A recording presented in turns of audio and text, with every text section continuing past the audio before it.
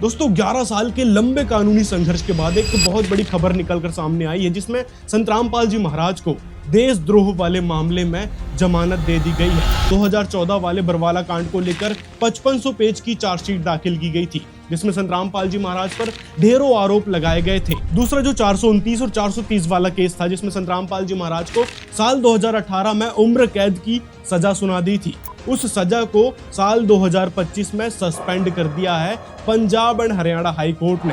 उसके बाद देशद्रोह की जमानत की याचिका 2 बार कोर्ट में लगाई गई थी, एक साल 2023 में, उस समय भी संतरामपाल जी को जमानत नहीं दी थी। उसके बाद फिर साल 2025 में भी जमानत की याचिका लगाई थी। अभी आपने बीच में सुना होगा कि संतरामपाल जी बाहर आने वाले हैं, तब भी हिसार कोर्ट ने संतरामपाल जी की उस जमानत याचिका को खारिज कर दिया था। और क्या दलील दी थी कि इससे लॉ एंड ऑर्डर का इशू हो सकता है। तो अभी लेटेस्ट न्यूज है दोस्तों, आपके लिए बहुत बड़ी खुशखबरी है कि एक महान संत संतरामपाल जी महाराज, जो लगातार भ्रष्टाचार के खिलाफ संघर्ष कर रहे हैं, समाज सुधार के लिए अनेकों कार्य कर रहे हैं, उनको जमानत मिल गई है। संतरामपाल जी महाराज अभी सभी केसों से फारिग हो चुके हैं। मतलब 428, 429 इसकी तारीखें चलती रहेगी जब तक फाइनल डिसीजन नहीं आ जाता।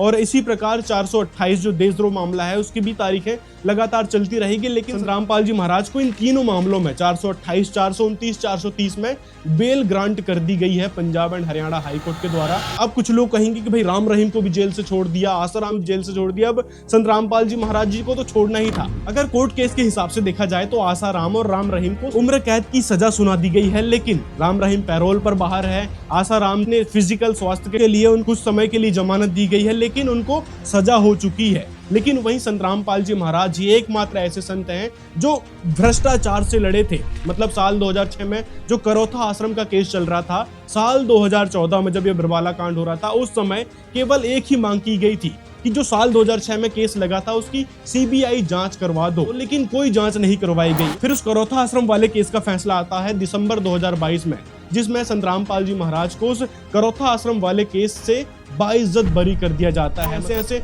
ढेरों केस है। साल 2017 में संतरामपाल जी महाराज को और केसों में बरी किया गया। उसके बाद एक ड्रग्स एंड कॉस्मेटिक एक्ट में संतरामपाल जी को बाइज्जत बरी कर दिया गया। फिर साल 2022 में करोथा आश्रम वाले केस से बाइज्जत बरी किया गया। साल 2025 में जो उम्र कैद की सजा सुना दी गई थी संतरामपाल जी महाराज को, उस सजा को सस्पेंड कर दिया गया और उस केस को लेकर जमानत यानी बेल ग्रांट कर दी गई थी। और अब 2026 में जो 428 देशद्रोह वाला मुकदमा था, उसमें संतरामपाल जी महाराज को जमानत दे दी गई है। तो अब संतरामपाल जी महाराज कभी भी बाहर आ सकते हैं।